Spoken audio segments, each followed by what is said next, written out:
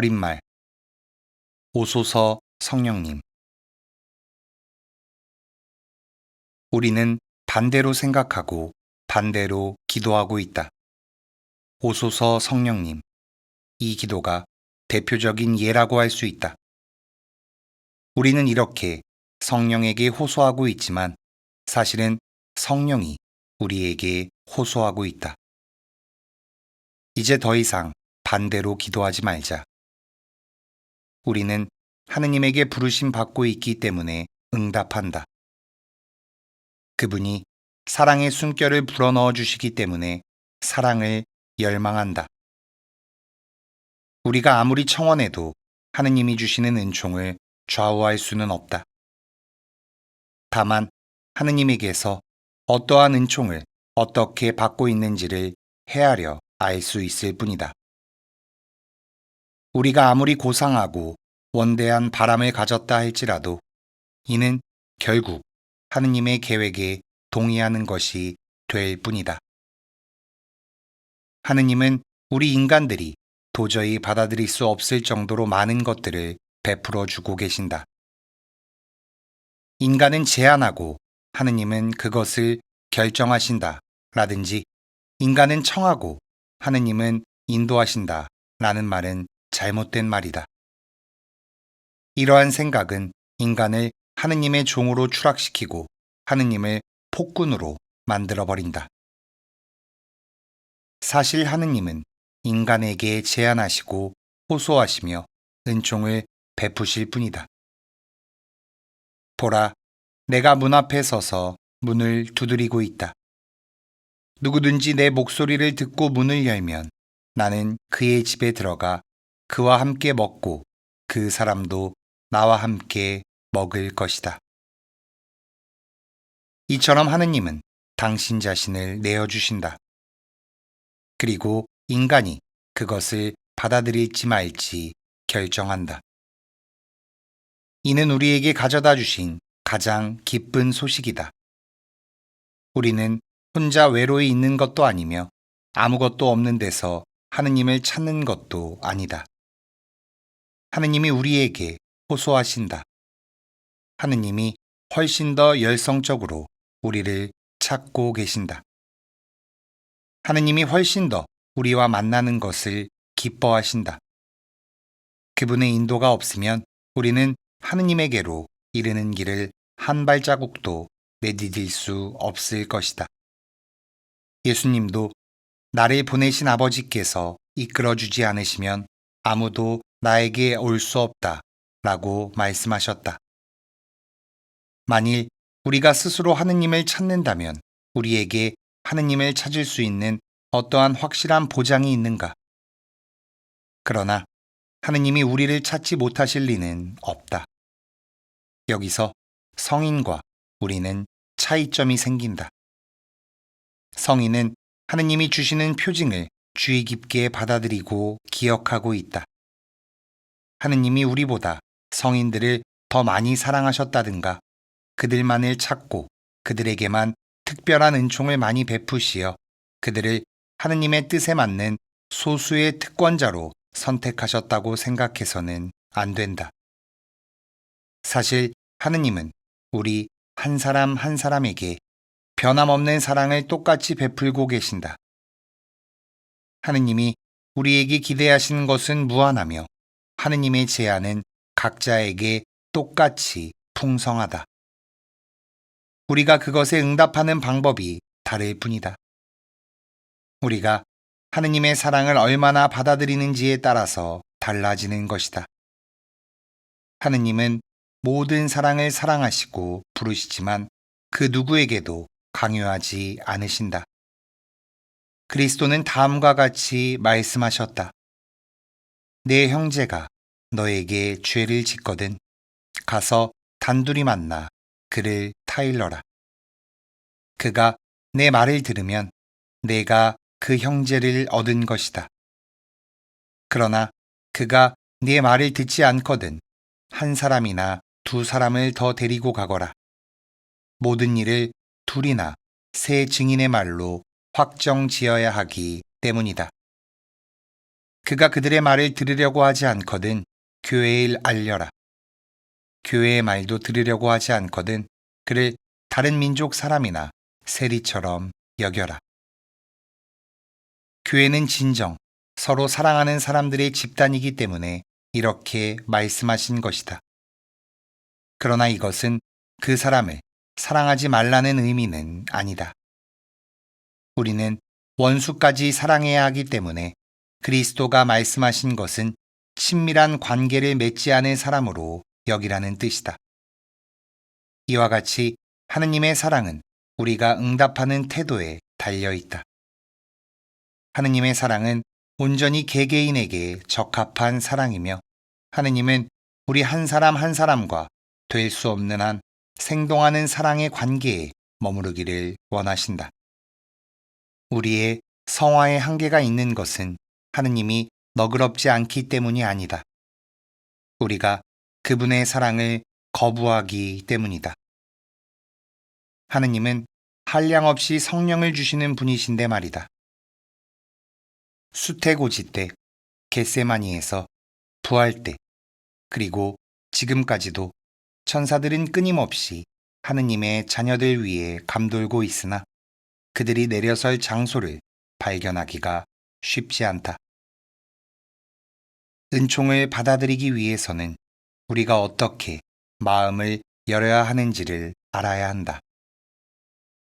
그러나 사람이 자기 자신을 내주려고 할 때 상대방이 그것을 받아들이기는 지극히 어려운 일이다. 그를 받아들이려면 나도 나 자신을 내주어야 하기 때문이다. 사람을 소유할 수는 없다. 사람은 소유물이 될 수 없다. 즉, 자신을 내주려는 사람을 받아들일 때는 우리가 그 사람을 필요로 하는 만큼 더 완전하게, 그만큼 더 진지하게 우리 자신을 그 사람에게 내주어야 한다. 우리는 하느님을 찾을 필요가 없다.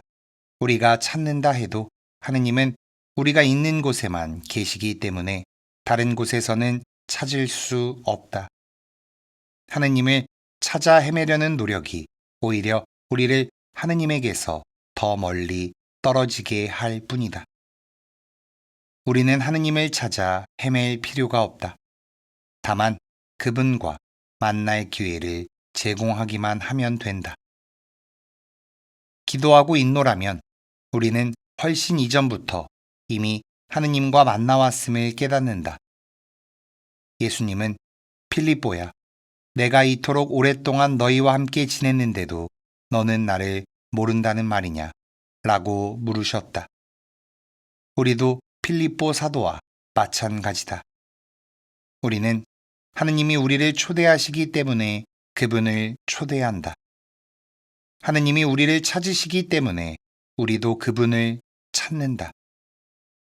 하느님이 우리를 갈망하시기 때문에 우리도 그분을 갈망한다. 또한 하느님이 우리에게 기도하시기 때문에 우리도 그분에게 기도한다.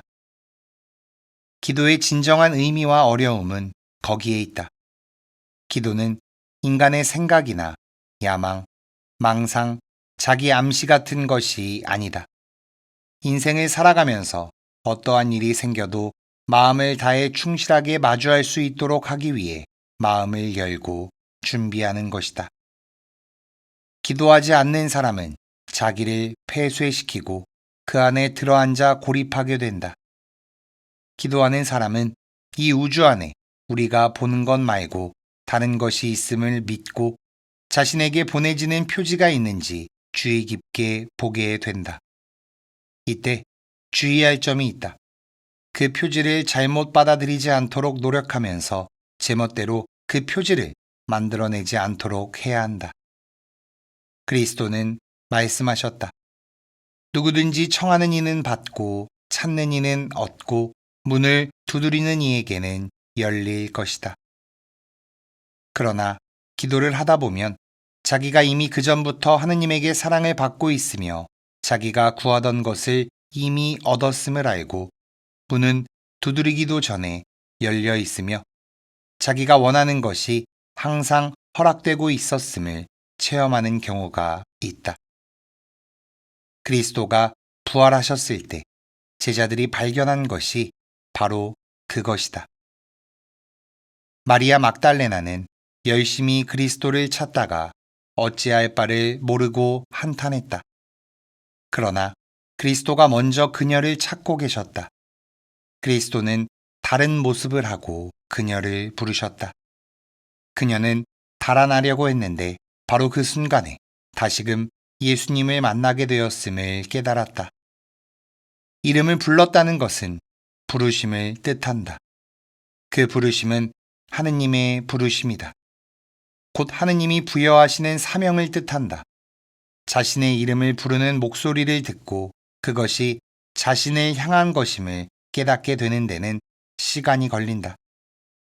모든 것은 이름을 부르는 그 목소리 여하에 달려 있지만 이름이 불렸을 때 그것이 자신을 부르는 것임을 알고 그 목소리에 응답한다면 얼마나 기쁘겠는가.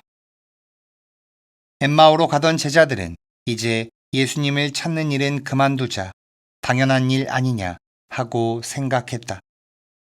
그러나 그리스도는 그들에게 말을 거셨다. 그리고 그들을 비관적인 생각에서 벗어나도록 다정하게 위로하셨다. 또 독특한 방법으로 자신과 제자들에 관한 것을 그들에게 물으시고 이어 미사성제의 진정한 의미를 깨닫게 해 주셨다.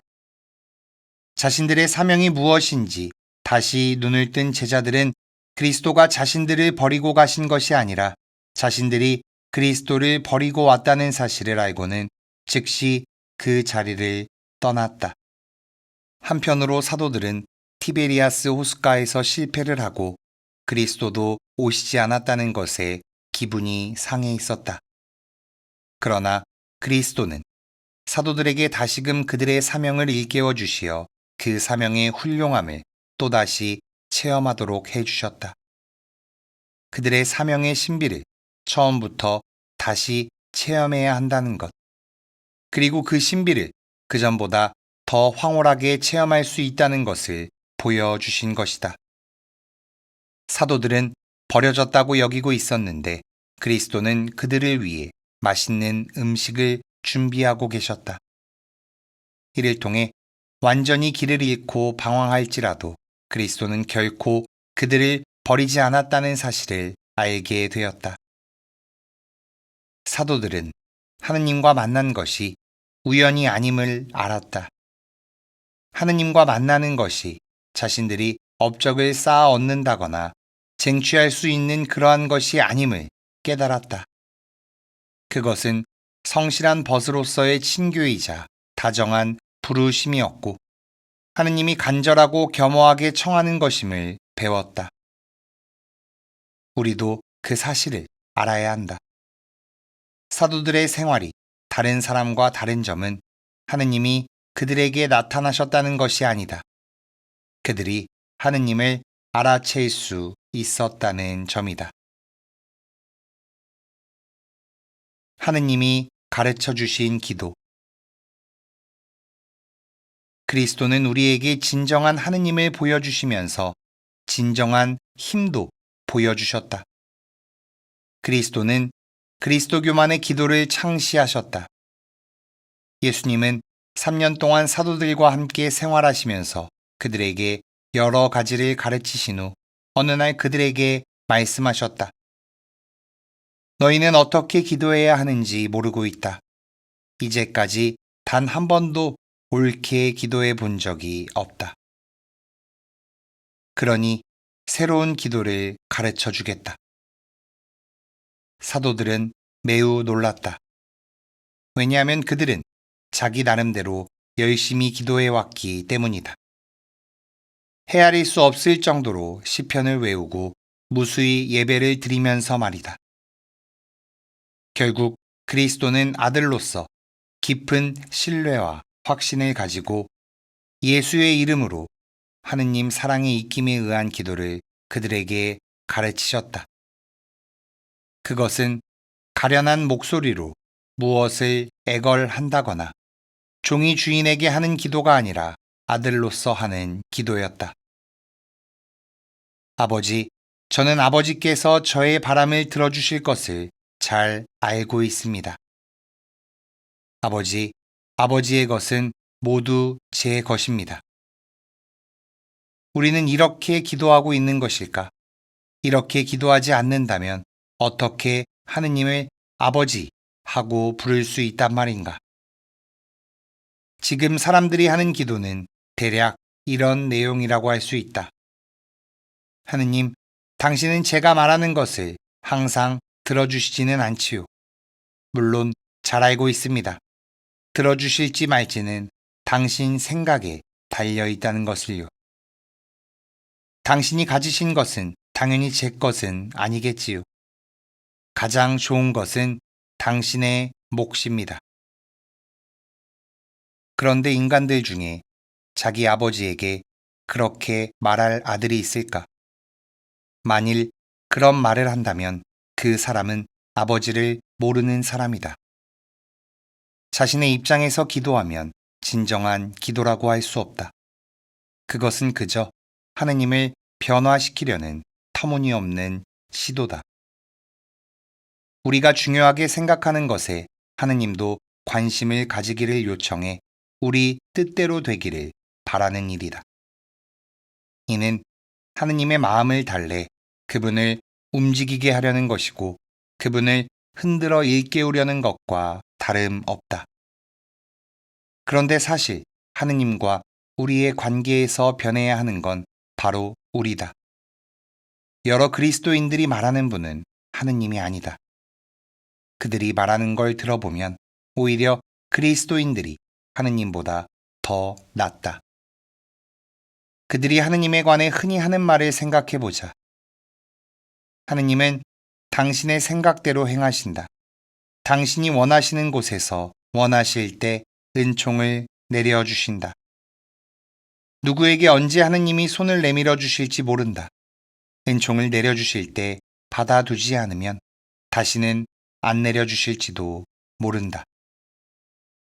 진정한 하느님은 우리에게 은총을 주시기 위해 죽음을 당하셨고 우리 인간이 그것을 거절했기 때문에 십자가에서 돌아가셨다. 그런데 우리는 아직도 하느님을 제멋대로 행동하는 독재자인 듯 생각하고 있다. 독일의 철학자인 포이어 바흐는 인간은 그가 신봉하는 신보다 더 낫다고 생각하면 무신론자가 된다 라고 말했다. 사실 무신론적인 생각을 가지고 기도하는 사람은 많다. 만일 당신이 하느님을 부른다면 무신론자다. 또 하느님에게 무엇을 고하고 하느님을 설득하고 하느님을 바꾸려 한다면 무신론자가 되는 것이다. 이 사실을 생각해 본 적이 있는가? 성당에 나가는 것이 하느님을 배려하고 하느님을 위하는 일이라고 생각할지도 모른다. 안타까운 일이다. 살면서 너무나 많은 일에 신경을 쓰고 있는데 하느님까지 당신을 괴롭히는 폭군이라고 생각하는 것이다. 그러나 사실은 그 반대다. 하느님은 당신을 걱정하신다. 하느님은 반가이 맞이해 주시고 위로하며 길러주시고 심지어 당신의 발을 씻겨 주신다. 하느님에게 봉사하기 위해 성당에 나가서 활동한다고 생각하는가? 그런 오만한 생각을 해서는 안 된다. 사실은 하느님이 당신에게 봉사하고 계신다. 하느님은 인간에게 봉사받기를 원하시지 않고 인간에게 봉사하기를 원하신다. 하느님이 당신에게 베풀어 주신 봉사를 하느님에게 되돌려 드려서는 안 된다. 당신의 형제들에게 되돌려 주어야 한다. 하느님에게 무언가 말하기 위해 성당에 간다고 생각하는가? 당신은 온종일 말했다. 성당에 나가서까지 추가로 말해야 한다니 귀찮은 일이다. 사실은 그렇지 않다.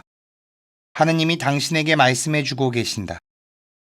당신이 신앙 안에서 들을 줄만 안다면 하느님은 모든 것을 치유할 힘을 가지신 말씀을 다정하게 속삭여 주신다. 기도는 하느님에게 호소하는 것이 아니다. 하느님이 들려주시는 말씀을 듣는 것이다. 하루에 6시간, 수도자들은 기도 중에 무엇을 하는 것일까?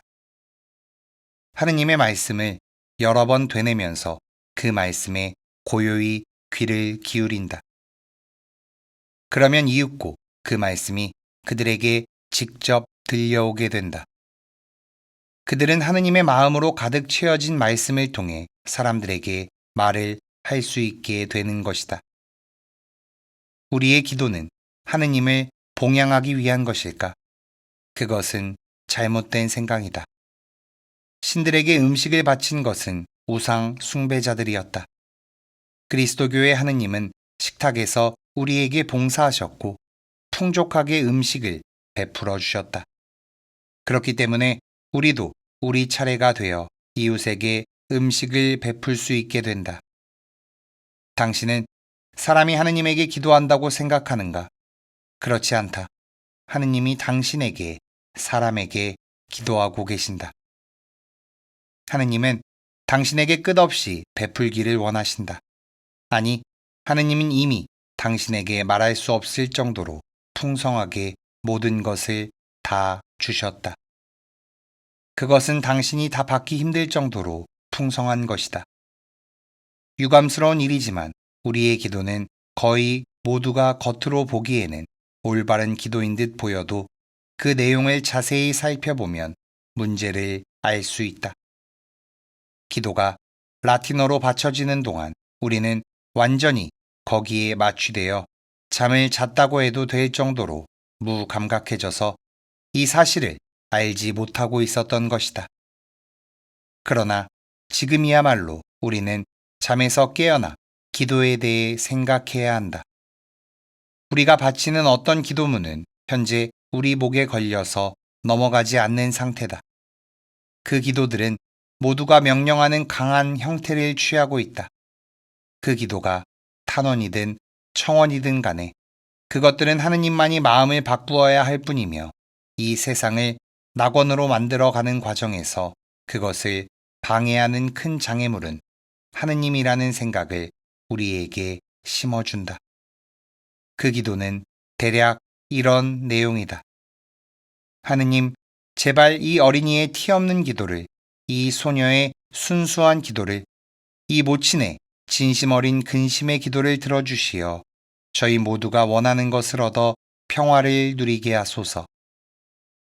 그러나 우리에게 평화를 가져다 주신 분은 하느님이시다. 그분이야말로 평화의 대지지자시다. 하느님에게 평화를 기원할 때 우리는 우리에게 의탁된 바람을 방향을 바꾸어 하느님에게 들려드리는 것에 불과하다. 항상 하느님이 우리에게 제안하시는 것에 마음을 완전히 여는 것, 그것이야말로 진정한 기도다. 전쟁을 일으키는 것은 인간이며 평화로운 세상을 만드는 것도 인간이다. 오직 인간에게 달려있는 것이다. 하느님에게 무엇을 청하든 하느님은 당신을 통해서만 그 무엇을 베풀 수 있을 뿐이다. 기도를 하면서 하느님이 품고 계시는 평화를 갈망하는 마음으로 충족되었을 때 비로소 하느님은 우리 인간 안에서 역사하실 수 있게 된다.